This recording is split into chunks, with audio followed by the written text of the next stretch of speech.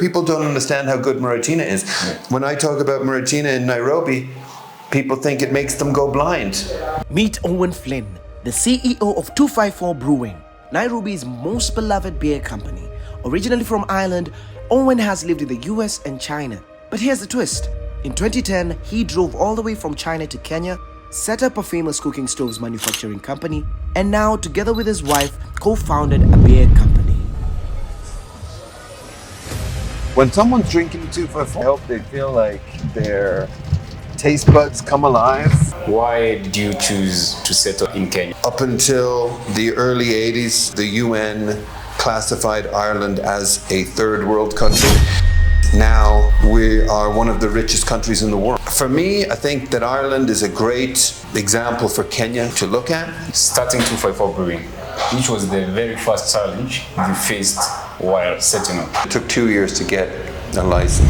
We have to get through 12 government departments. We call them the 12 gates of... So you guys decided to get into beer? Yeah, well, it turned out we were completely wrong. We drove from Switzerland to Russia. Then we took the train from Russia to Beijing. First of all, I would encourage the government to incentivize manufacturing. If you can take Kenyan raw materials, add value to them, and export them, you'll be a millionaire. Hi guys, welcome back to another episode of Asoyangu Show, where we spotlight entrepreneurs all over Africa. And today we're meeting with Owen. He is the founder and the CEO of 254 Brewing. Owen, welcome to the show. Hey, how we doing? I'm good. Good to see you. How was your day? It's not over yet, but so far so good. So how has it been like, that is running this company for the whole of this year? How has it been? How can you, what are the highlights? What are the good times? What are the challenges? It's every year has been different, and every year has been challenging. Yeah. We launched the company in 2020, so right like a month before the pandemic. Yeah. So every year has been different. After starting in the pandemic, we're grateful that the bars are open, The bars are open. This year we had crazy flooding. Yeah. We had the protests, the finance bill and the parliament getting taken down. Yeah. It's been a very tumultuous year, I think, for Kenya. But somehow my feeling is that things are kind of going in a good direction. I think the general feeling in Nairobi and in the market with our customers anyways is a feeling of optimism. But at the same time, everyone's pretty exhausted. I think purchasing power is pretty low. Yeah. People are stretched. And so we'll hope that things begin to recover in 2025. It'll be our 5-year anniversary in February. So I think it's been 5 overall at a macroeconomic level. It's been 5 tough years for Kenya and most of the globe as well. Yeah. So we'll hope that 2025 marks the beginning of an uptick in the general economy. For us, we've always found a way to survive despite the challenges. The beer district has had a good year. Some of our customers, as in some of our trade customers, have had a good year. Yeah. Retail has been strong for us. And we've been lobbying with the Kenyan government for some provision in the Excise Act for small brewers. And so that's currently going through Parliament. Yeah. I imagine by the time this video's out, we'll know if it's passed. Yeah. But if that goes through as we hope it will, 2025 could be a great year for us and for other small breweries. And in a high level, Kenya has a big problem with alcohol. Yeah. And in particular, a big problem with spirits. Interesting. we in Kenya we consume more spirits than beers, wines, and ciders all combined in liters. So we drink more liters of spirits than we do of all the low ABV alcohol products combined. Do you think this is different from other different parts of the world? Like yes, it's very different. I don't know if you'll find any country anywhere in the world that drinks more spirits by liters. Countries might drink more spirits by revenue or more spirits by alcohol content, but to drink more liters of spirits than the other beers, the other alcohol products combined, that's quite unique. So we have a very unique situation in Kenya where the tax code has been driving consumers to spirits. We've had a tax on beer which is 142 per liter, and a tax on spirits which is I think 356. So the tax per liter on spirits has been a little more than double the tax on beer. But of course, a liter of spirits will have about 10 times more alcohol than a liter of beer. Interesting.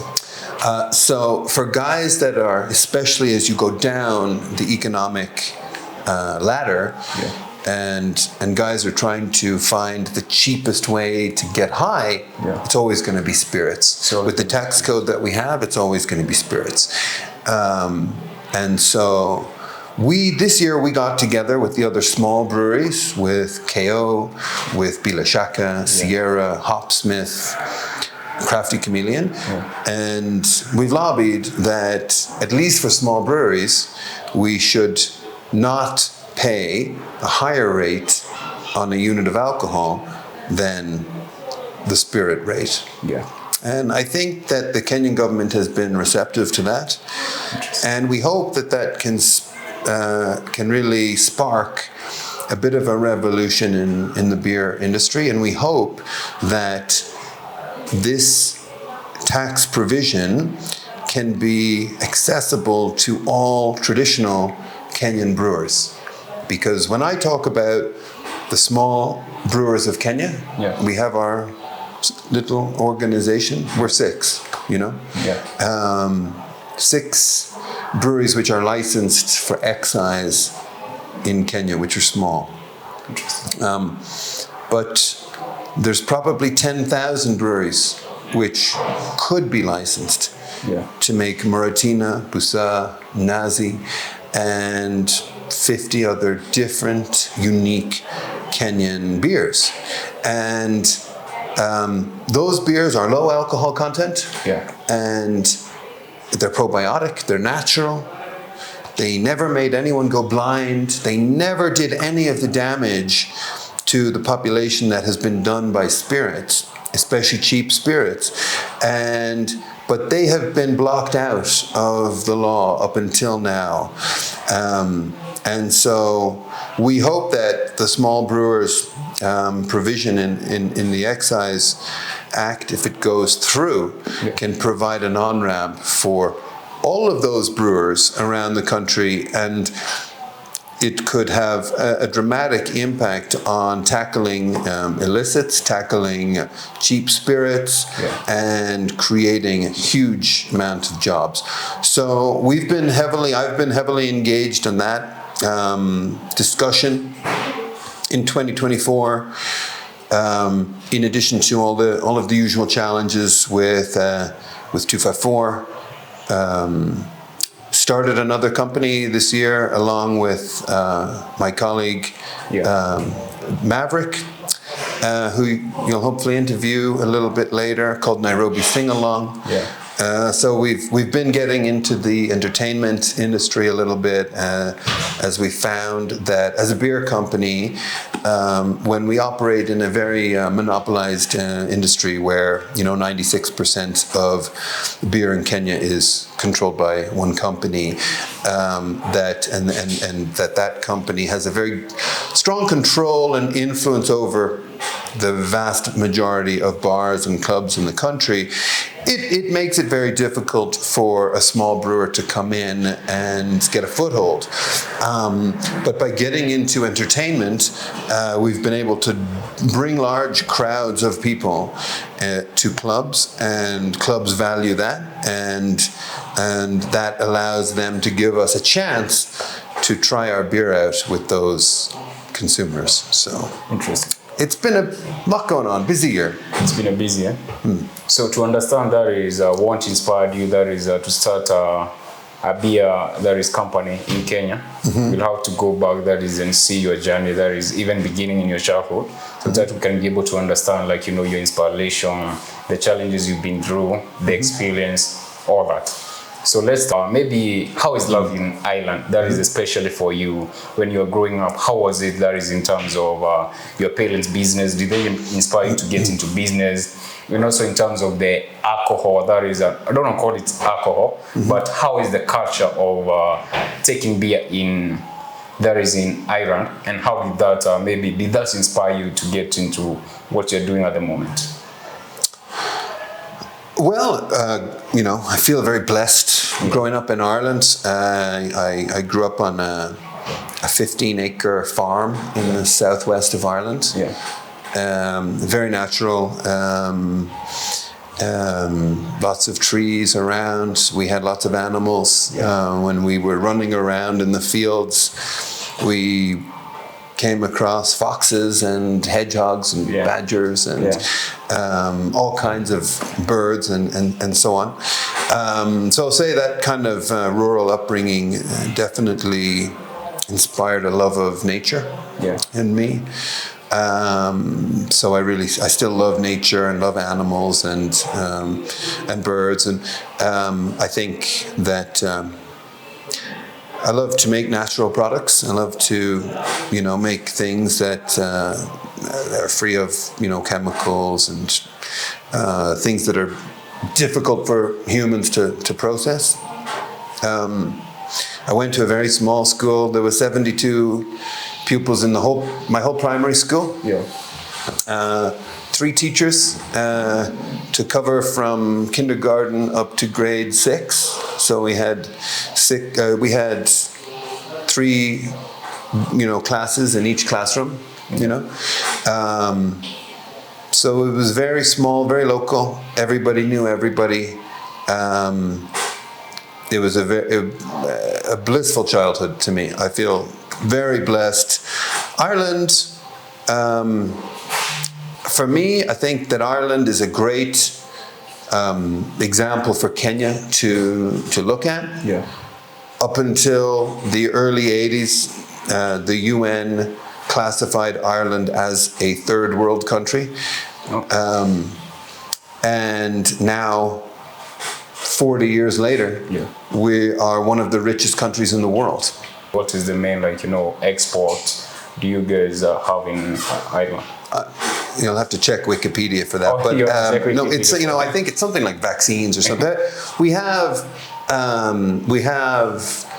a lot of industries.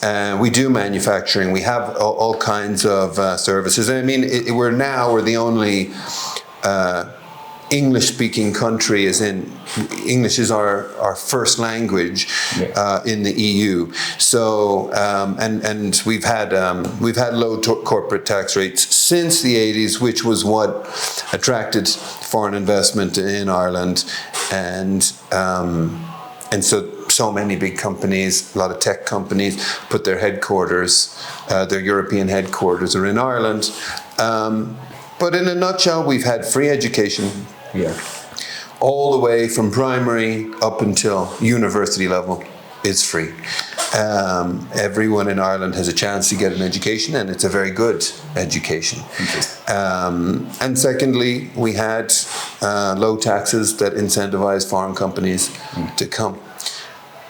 And there's lots of other things, but for me, those are the 2 fundamental pillars that took Ireland in the space of 30, 40 years from a third world country to one of the richest countries in the world. So, you know, in Africa and Kenya, it can often feel helpless, but I always look at Ireland. I look at a lot of the policies that we had there, and I think that, like, you know, we don't have to reinvent the wheel here. A lot of times we just have to follow these things that we know work. Interesting. In your university, what course did you pursue? I studied electronic engineering. Yeah. Believe it or not. Electronic engineering. Yeah. Okay. So I was always good at mathematics, and I loved engineering, and I just found it a great, very challenging thing to study. Yeah. When I graduated university, I worked in a bank in Bank of Ireland for 4 months. You worked in a bank. That is after studying that is engineering. Yeah, well, I worked in a bank every summer. I was doing data entry, but it allowed me to travel. So, you know, I usually worked in bars during the year. And so I would have some pocket money. I would save my money. Usually in Ireland, we used to get 4 months summer holidays. So me and my buddy we would work 1 month in the bank. Yeah. We could save about 2,000 euros, and then we could travel for like 2 or 3 months. 2 or 3 months. We would go, you know, wherever we could buy a cheap flight, you know. Did that inspire your nomadic life? Yeah, definitely. Well, you know, my dad was always an avid traveler as well, and an adventurer, wanderer, and once I started having a bit of pocket money in college, used to always catch a flight somewhere, go explore in Europe, Asia, wherever we could get to.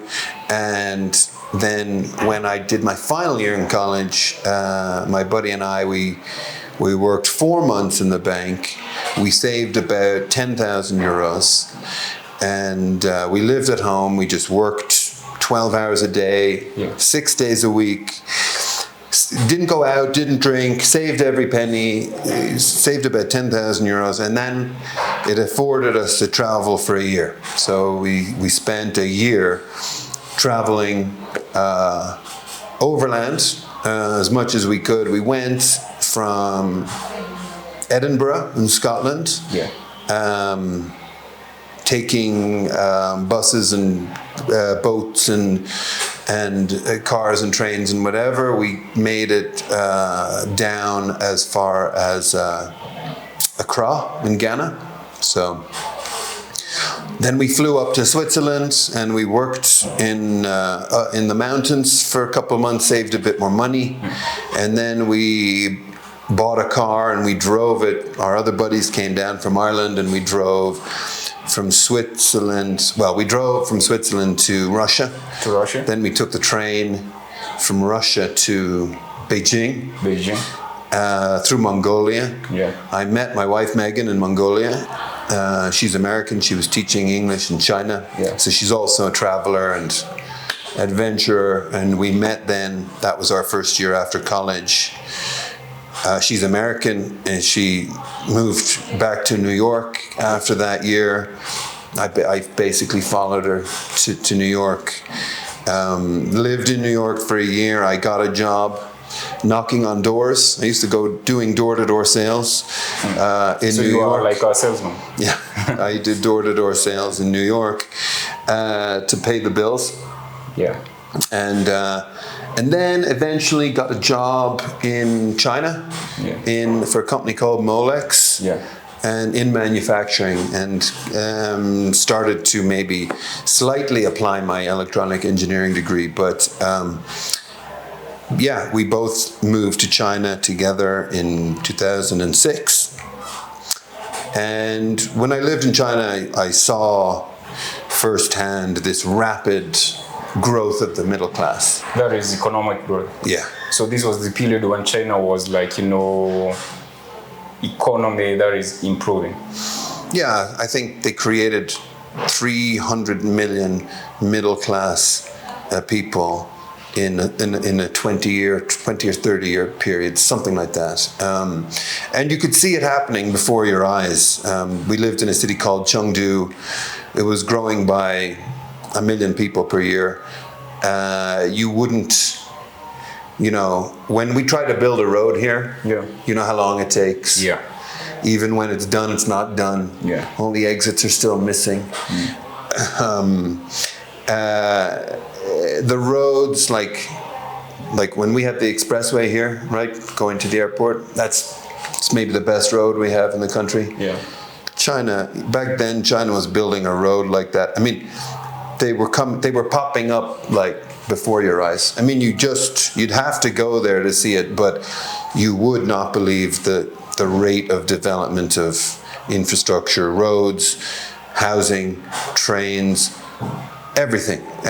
But the people were moving from rural areas to urban areas. You know, Chengdu was growing by 1 million people per year. That wasn't the population growing. It was rural to urban migration. The cities were building enough infrastructure to handle an extra 1 million people every year. And you could see these young people coming from the rural areas into the city, coming into these factories, getting a middle-class income, and within one generation, their kids were middle class. And we came to kind of have this realization that for all the kind of foreign engagement in Africa, there's very little in manufacturing. There's very little in manufacturing in Africa, full stop. Yeah. All the raw materials are here. But they get exported, value addition happens somewhere else, and it costs 4 or 5 times the price to get something, to get finished goods back in. So to me, manufacturing is the engine of wealth. You will make a country to be a developed country, a first world country, through the engine of manufacturing. It won't happen any other way. Interesting. So let me just ask, you've been living in multiple countries. You started from Ireland, you moved across, that is Europe, you've been to Russia, you've been to New York, and you finally decided to work in China. So after observing what happened in China, you say, like, you know, manufacturing is the engine. But what other things can you say, like, you know, really push the economy to grow, considering, like, you know, you're looking at Kenya, and you're saying, like, you know, we have, maybe you can say we have all the resources. But what made it China that lies in that level, and can it be replicated here in Kenya or in Africa? Well, China had the company we worked for, called Molex. They moved to. They opened this factory in Chengdu in 2005. The provincial government of Sichuan gave Molex the land. Yeah. The foundations were dug, the power was connected, the water was connected, and it was, I think it was like a 99-year lease, no rent, 1 million square feet, something like that. They offered that to American, you know, companies from wherever, but international companies move here. Create jobs here. Here's the land, free, power, water. That's an incentive to come and manufacture, right? What does the Kenyan government do to incentivize manufacturing, right? The people that come here to manufacture do it despite the lack of incentives, right? People come to manufacture here out of passion for whatever stupid reason, right? It doesn't make economic sense for me to be here, right? Really? What inspires you to keep doing this? Well, we're still alive, and we love what we do. I love what I do. I love coming into a brewery every day. I love creating jobs, seeing young people come in. And I believe one day it will pay off, you know? But I certainly wasn't economically incentivized to come here, and least of all by the Kenyan government, right? Really, all they've done is make my life more difficult. Add red tape, shake me down, right? I mean, I've had the brewery locked up. It took me 2 years to get a license, Yeah. right? I get shaken down nonstop, right? Are you bullish about the future? Are you hopeful about the future? Yeah, of course. I mean, why would I be here otherwise? I believe that, in the short term, we have these challenges. In the long term, we're trending in a direction of growth. We talked about the protests earlier this year. Kenyans will rise up eventually and demand quality of life. Demand. I mean, you pay a lot of tax here. Yeah. What's happening with all that tax, right? Interesting. Yeah. I get your point. So eventually it will, your tax money will go to something that benefits you, not some politician to send his kids to Switzerland or to America or to wherever, right? How long did you work there in China? For 3 years. For 3 years. From 2006 to 2009 to 2010. Yeah, we left in 2010, yeah. So let's talk about you leaving China. One, what made you to leave China and move to Kenya? Well, it was just always a means to an end. It was a corporate job, huge company, 30,000 employees, very corporate. And again, we saved all our money. We saved half of our money. At the moment, you are still doing the engineering job? Yes, the whole time I was in China and my wife was working for the same company, we saved about 50% of our salary. Interesting. Yeah. And we never really thought about staying longer than, I think we had a 3-year contract, and we could have stayed on longer, but we were excited. We had saved some money. We were going to go travel again. That was always the plan. Yeah. Interesting. So you were talking about that is you drove all the way from China to Kenya.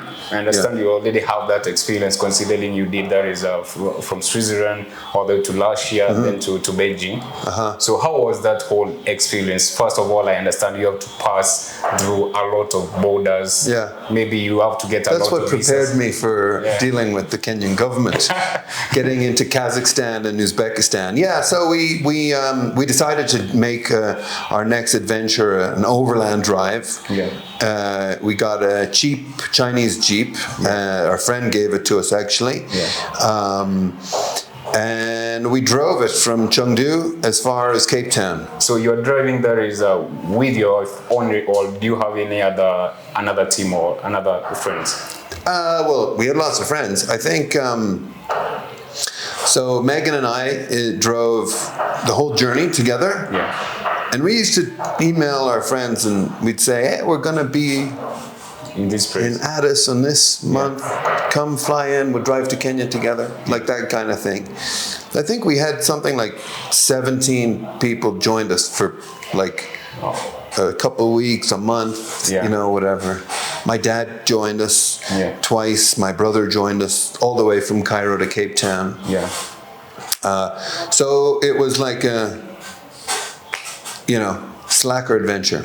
Interesting. So in terms of how many cultures did you come across? That is, you moved from Asia to Europe, to Middle East, and then you came to North Africa, all the way to Cape Town, and then to Kenya. Yeah, we went out of the northwest of China, out of the Xinjiang province in China to Kazakhstan, Uzbekistan, back to Kazakhstan.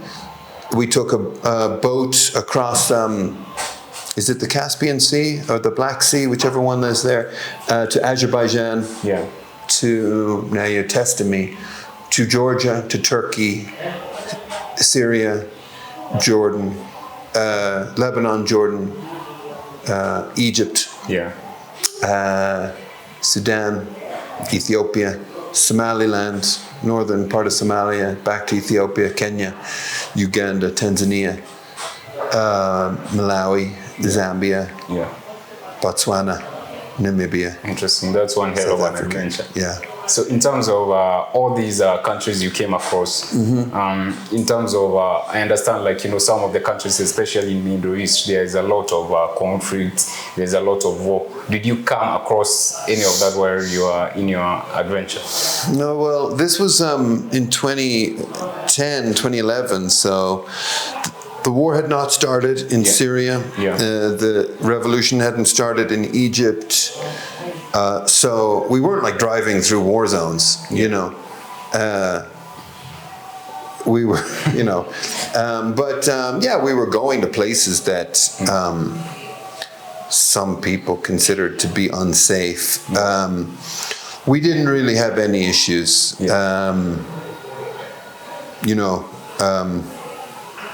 I always say the world is 99% peaceful, and if you're not starting something, usually people are peaceful, Interesting. And we didn't really, we were just in our shorts and t-shirts. We didn't have really anything worth stealing, so. Okay.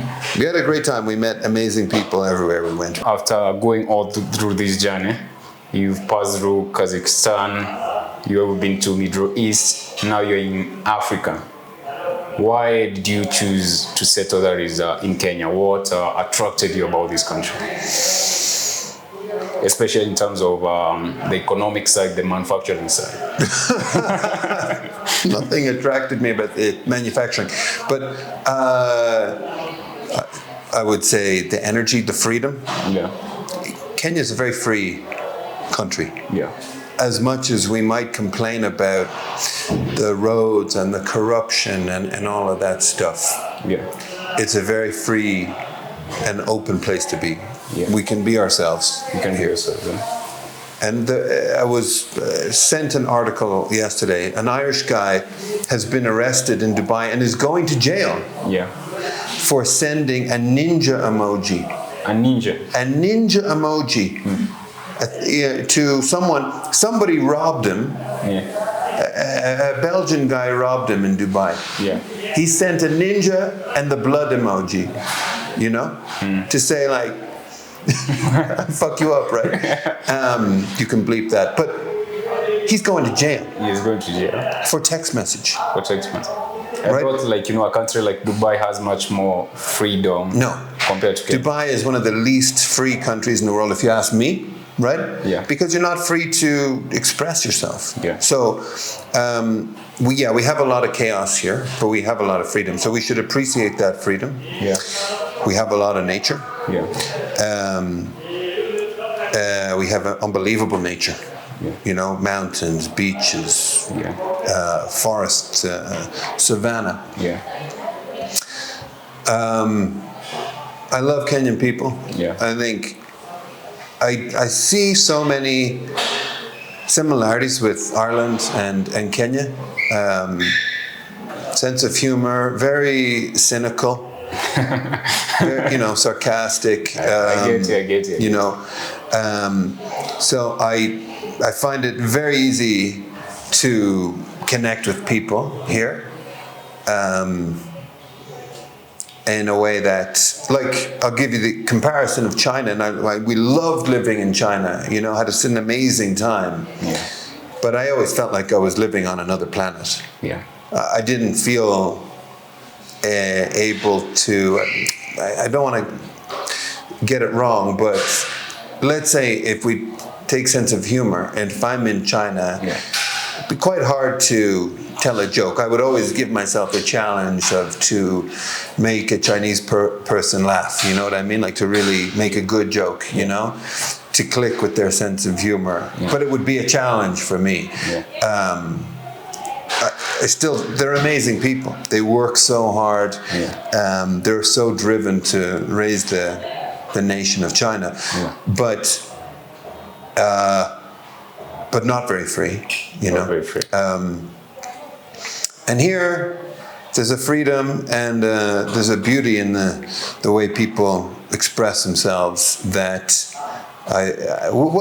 we found it all over Africa. When we came through, I'll have to say, or sub-Saharan Africa, Kenya, Nairobi specifically, is kind of, Nairobi's a meeting place, right? Yeah. And so Nairobi allows all of us who live here to kind of have the best of both worlds, in that we're part of this epic continent, but in a metropolitan area where it is fairly developed and all of that stuff. So Nairobi, through the whole trip, Nairobi jumped out for me as the number one spot to be. And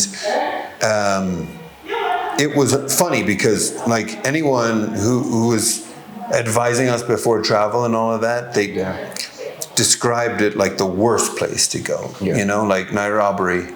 Everyone was like, avoid it, go around, you know. And then when I got here, I was like, what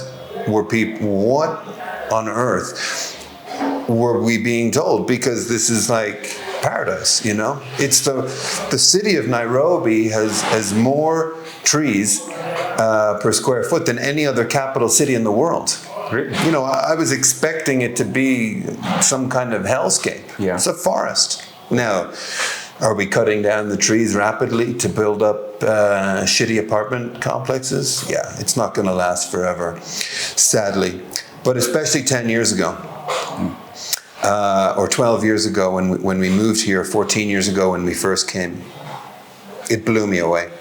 And my uncle lives in Cape Town, and actually he gave Megan and I a kind of a corporate questionnaire to figure out our life and where would we go and our next steps and all of that stuff. And Nairobi was the top of the list, and so and to do manufacturing, and so I was like scouring the internet to find something manufacturing related.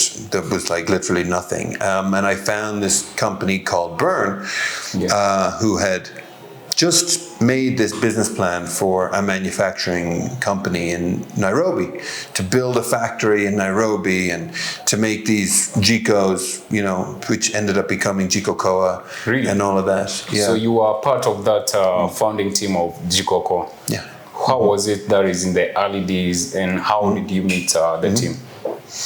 At the time, the team was all in Seattle, in Vashon Island in Seattle in America. Yeah.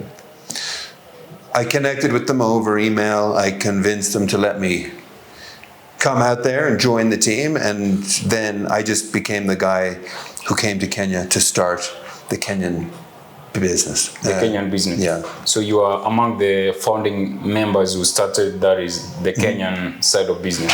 Yeah, well, I'm one of the I became one of the founders. They were nice to me. They made me a founder, even though they had already started the company in America. But in terms of coming and starting the business here, I arrived on my own with 2 Jikos and incorporated a Kenyan company, started hiring people.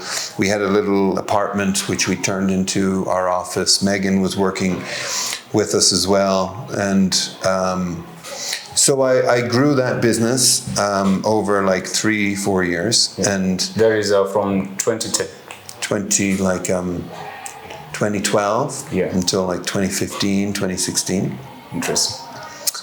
So did you use your knowledge that is from the company you are working from that is in China to use it in these Jikokoa or the Burn company? Yes, in China, like we learned, I think what we really learned in China, what I learned in China is how to make high quality products consistently with people. You know, if you go to mostly manufacturing in Europe and America, it's very highly automated.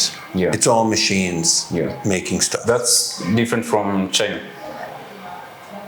Well, I haven't been to China in over 10 years, but certainly when we were in China, that was, if an industry required a lot of labor, you'd move it to China.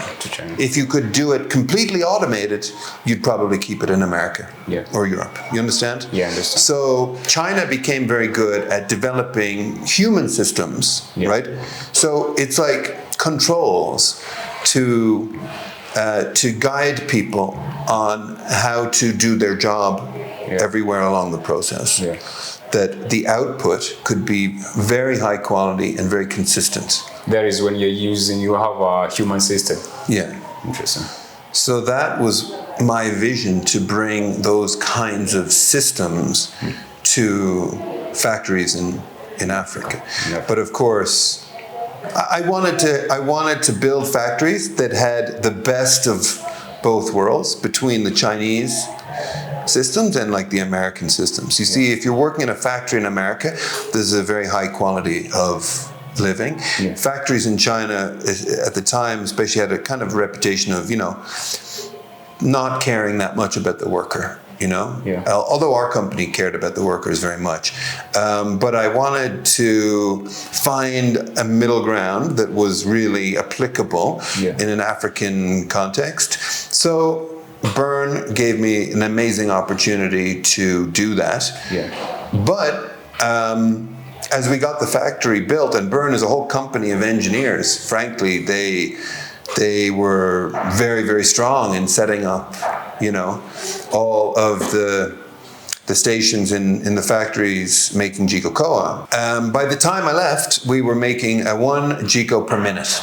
1 Jiko per minute. Yeah. 10,000 Jikos per month. And today, Bern is making over 250,000 Jikos per month. And that is happening in Ruiru. In Ruiru. Employing over 2,000 people.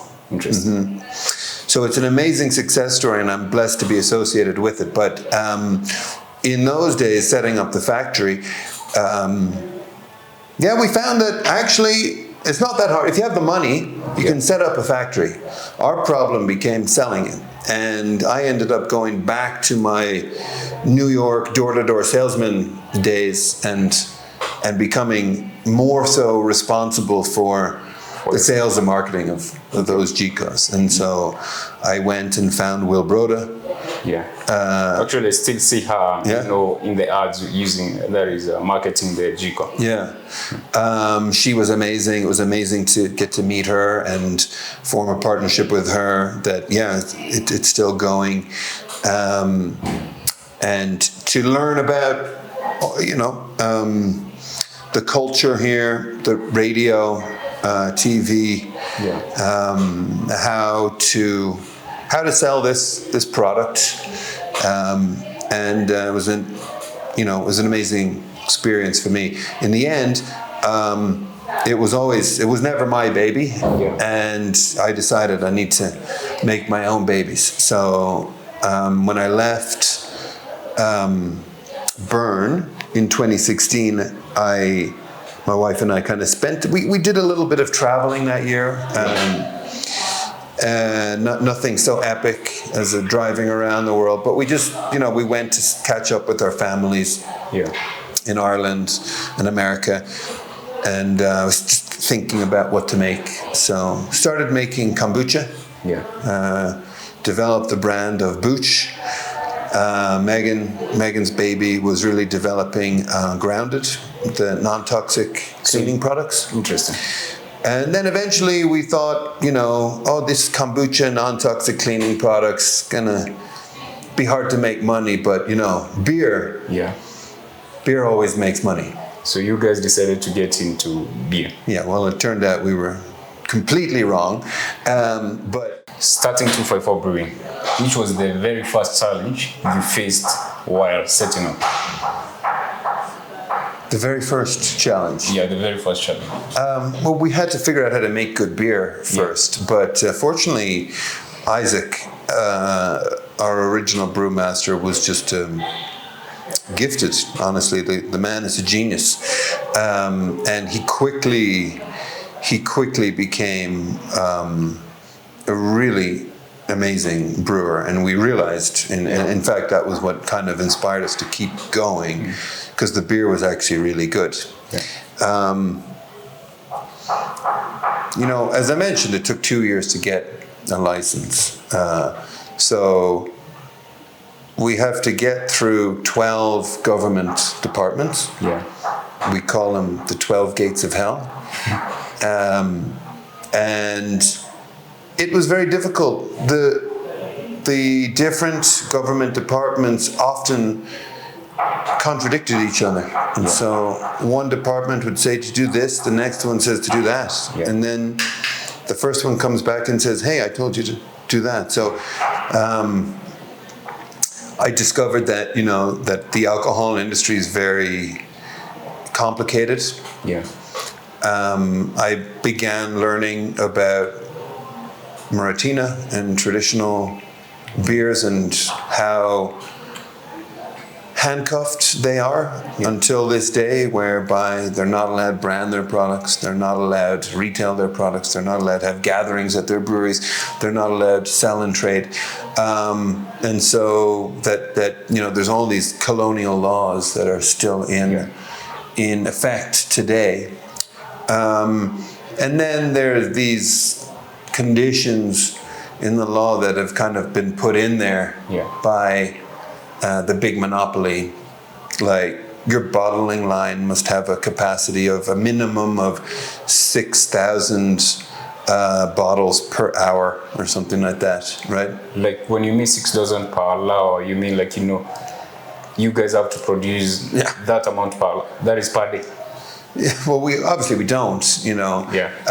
But there's all these things in the law that were kind of put in there by KBL over the years to make it very difficult for any small player to get in, right? And so it was just way more complicated than I ever really imagined.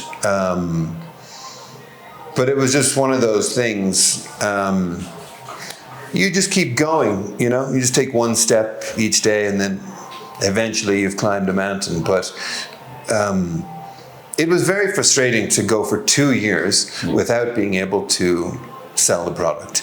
And over those 2 years, we had to raise money. We had to buy all of the equipment from China, get it in, hire a team. We're paying rent. I was paying rent here for over a year. So spending a lot of money. Before you start making or selling something. Yeah. And why is that? Well, just as I say, the law has been made it's been over 100-year period. Yeah. You had one company that kind of built a castle and then put barbed wire all around that castle, so no one else could come in and build their own smaller castles. Crazy. But it's changing. It's hopefully getting better. But it was very frustrating trying to get through all that kind of red tape. And watching my bank balance going, Sorry. Yeah. So in terms of now you've gotten a license. So how was it like you've gotten even a brewer. So how was it like, making the first beer and now putting it out there in the market? Well, we got licensed January 2020. So at the time, and I had been selling the Jikos through Nakumat, Tuskies, all through retail. And I had a hard time dealing with Kenyan supermarkets and getting paid and all of that. So I was very reluctant to go to the supermarkets, and I thought that we'd sell way more beer in the bars. So I had hired a small team, and I had said, we're going to just focus on the bars, ignore retail. And do you think that's working for you guys? Well, 2 months later, we had a pandemic and all the bars closed, right? Oh my God. So that strategy didn't work out too well. So of course we needed to then go back and talk to the supermarkets. In our case, it was more about Chandarana, Carrefour,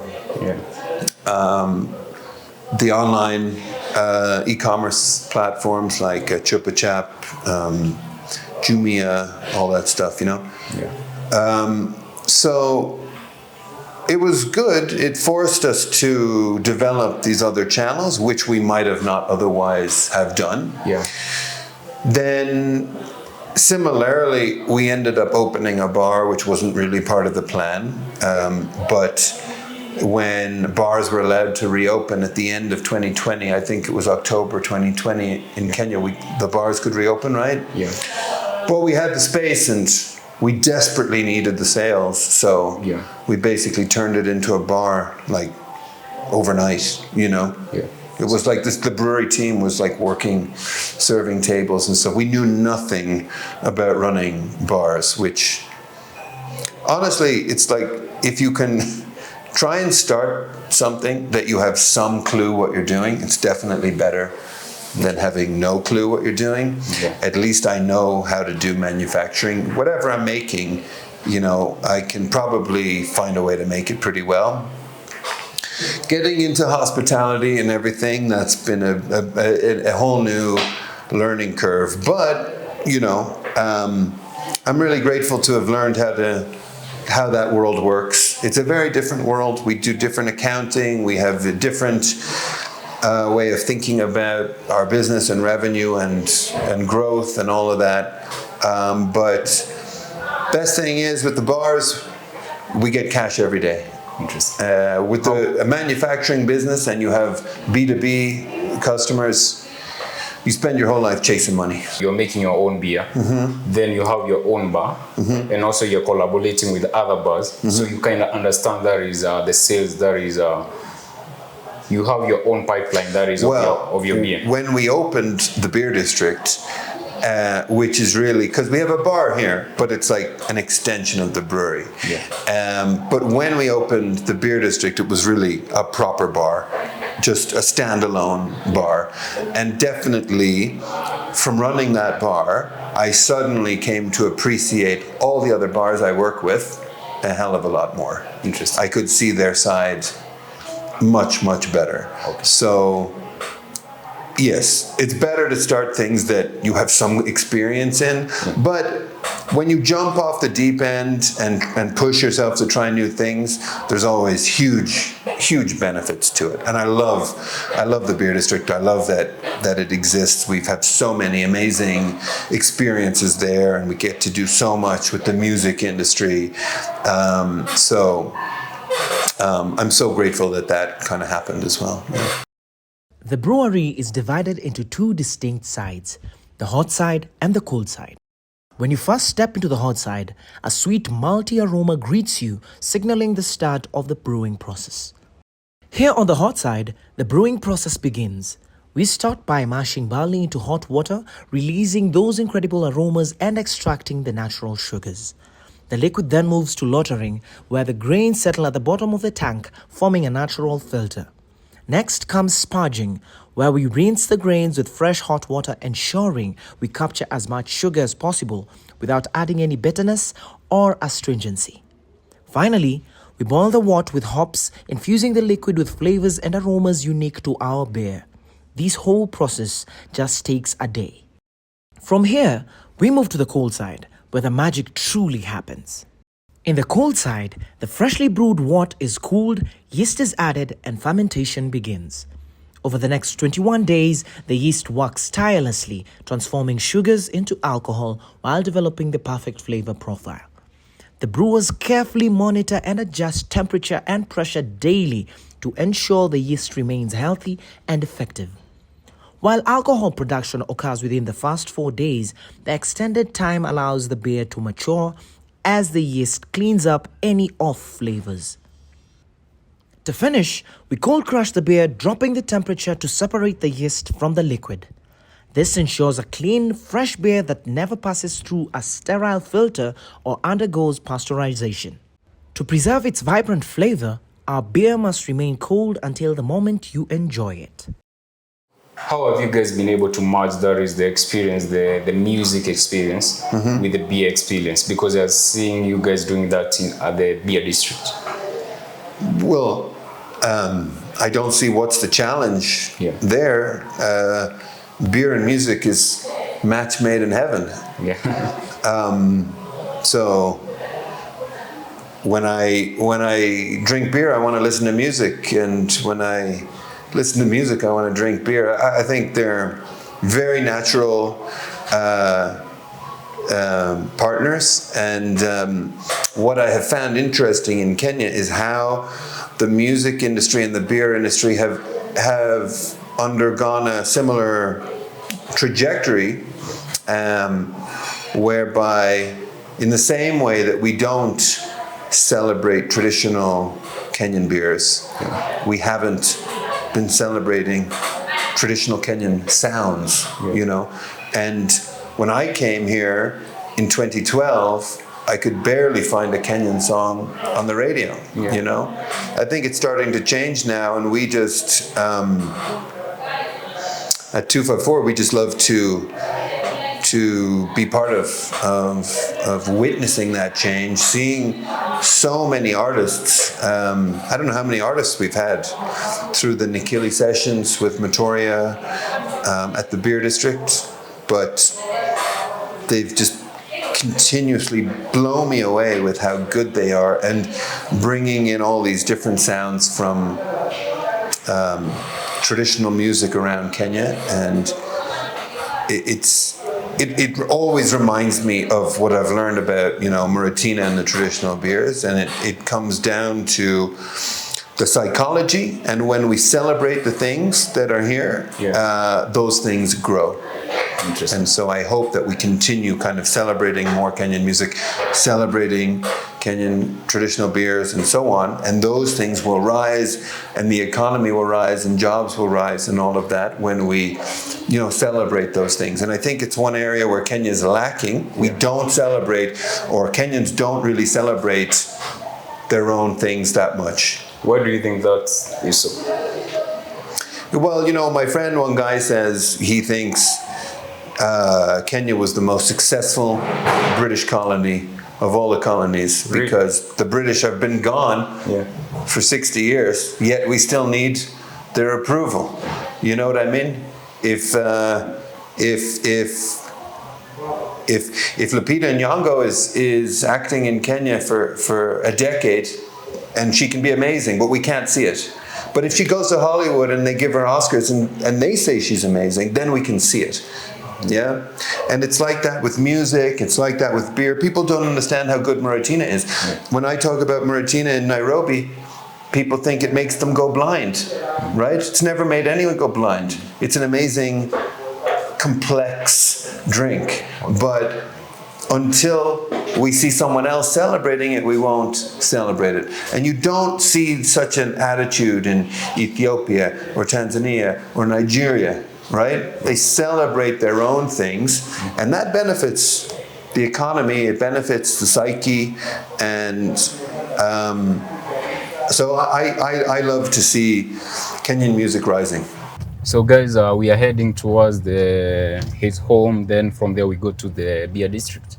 And as we were continuing with this story, when someone is drinking your beer, what do you want them to feel?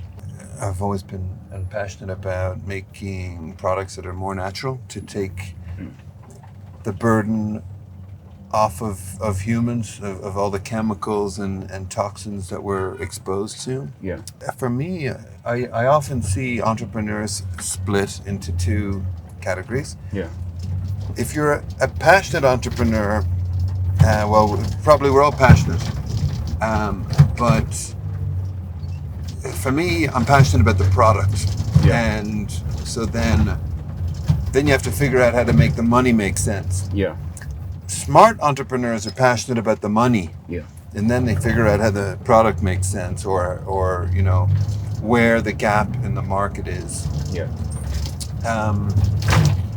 And in a way, I envy those kind of entrepreneurs. Yeah. Because they would start any business if the economics made sense. Yeah. Whereas for me and Megan as well, we have our passions, and then we try to make them make financial sense. So when someone's drinking 254, I hope they feel not bloated. Yeah. I hope they feel like their taste buds come alive. Yeah. You know, I hope they feel like refreshed. Yeah. Have a nice high. And those are all the things that I feel Yeah. when I drink a 254.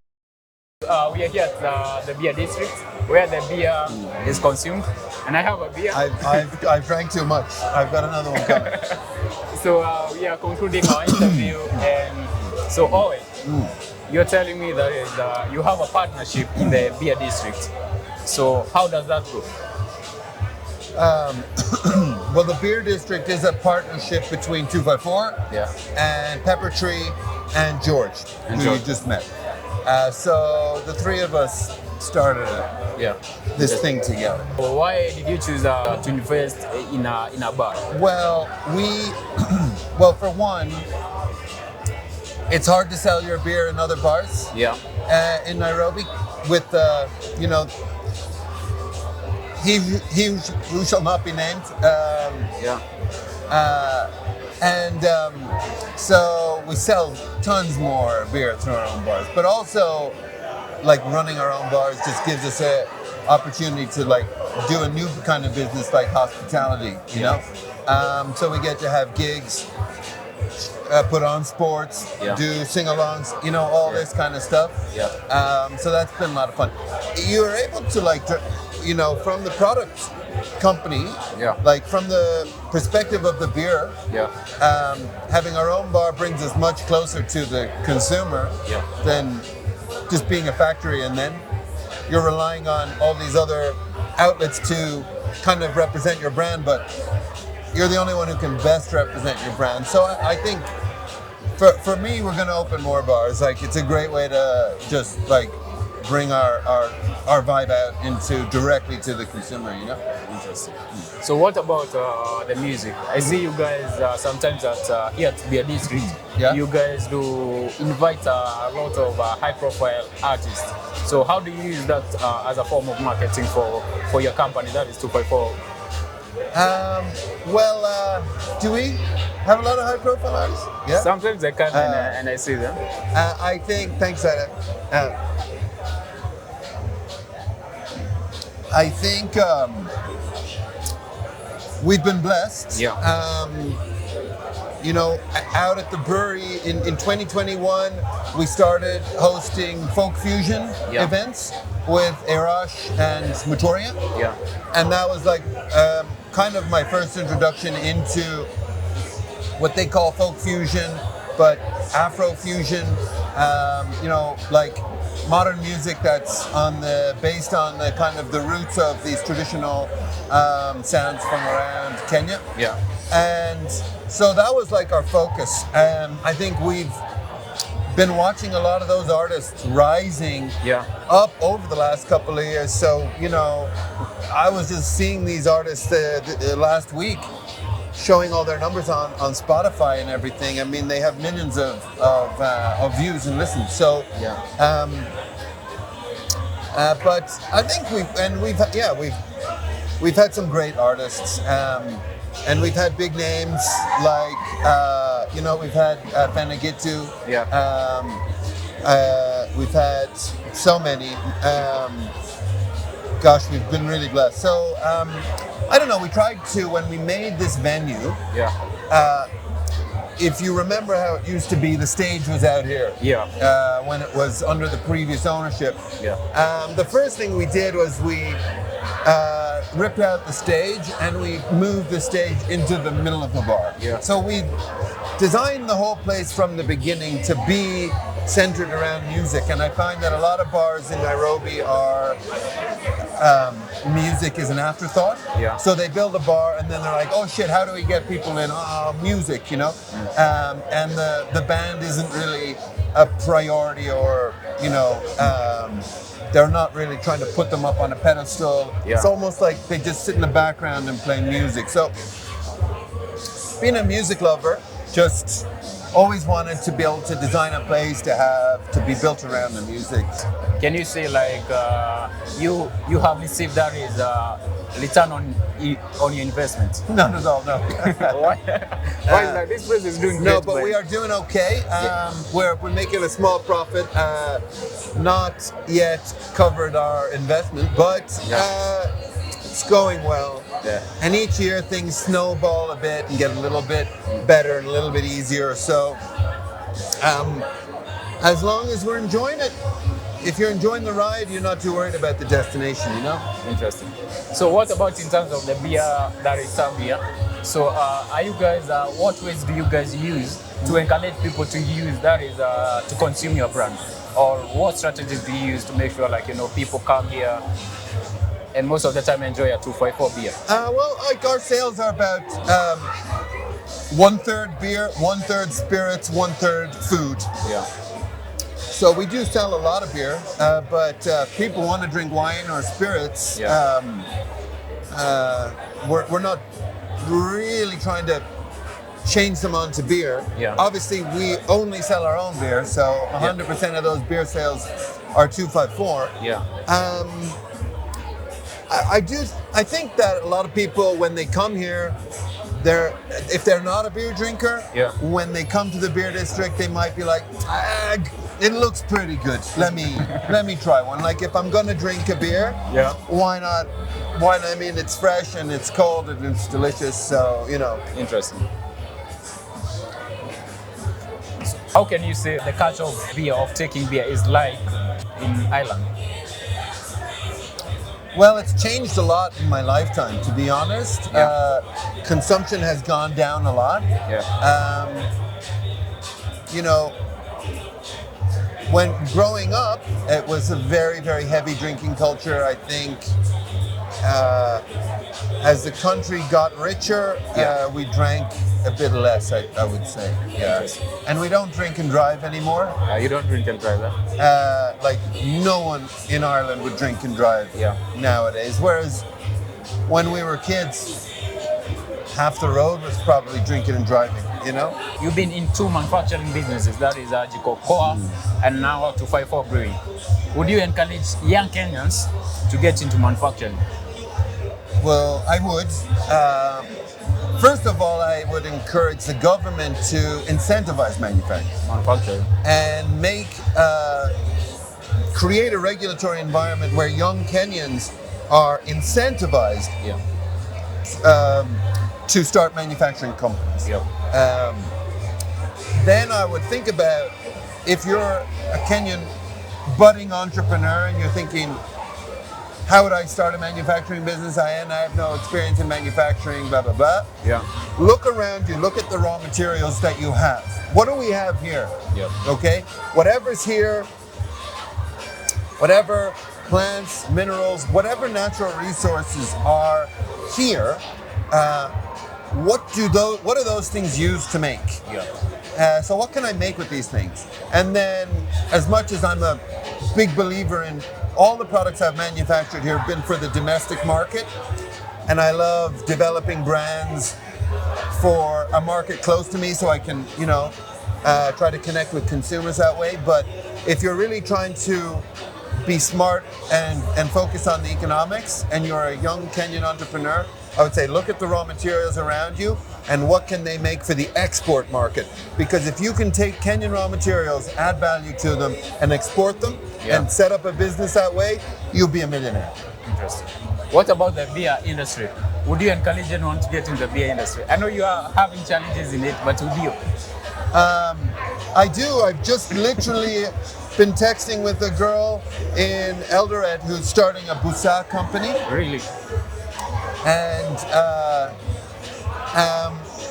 And she's just sending me her business plan to check it out. And when I get stuff like that, I get so excited. You know. I think, definitely. Like, if you look in the alcohol industry and you're a young entrepreneur in Kenya, there's 50 different kinds of alcohol in this country, from Muratina, Busa, Nazi, and so on. And they're all made from local raw materials. Some of them are very unique raw materials that people never even heard about in Europe or America, you know? And so take those raw materials, lean on your traditions. So you don't need to have a manufacturing degree. Your grandfather has a manufacturing degree in manufacturing busa. learn from that university of history and make this product and see, and how can I develop it? How can I make it even better than it was? Yeah. And I'm plugged into the market, the history, the consumer. And then how can I package, brand, develop that product, maybe make it a bit more shelf stable? What do I need to do in terms of getting cabs and going through the regulatory stuff? You have Kenya Association of Manufacturers, which is you have to pay to join, but they can help you with all of those things. And those are amazing products for the local market, and they could be amazing products for the export market, because the alcohol industry globally is always really interested in new things. And Kenya has an abundance of new things that are not new, they're thousands of years old, but they're new to the rest of the world. So, whatever part of Kenya you're in, that's a great place to look and start. And again, you can have $1 million business on your hands easily if you play your cards right. Interesting. What about foreign investors who want to invest in Kenya or in Kenyan businesses? What advice would you tell? Would you tell them, like, to fund Kenya? Invest in 254. Invest in 254. What would I tell foreign investors? What would you tell foreign investors? Would you tell them to invest in Kenyan businesses, especially manufacturing? Of course. I mean, I do tell them to, because most of our companies from foreign investors.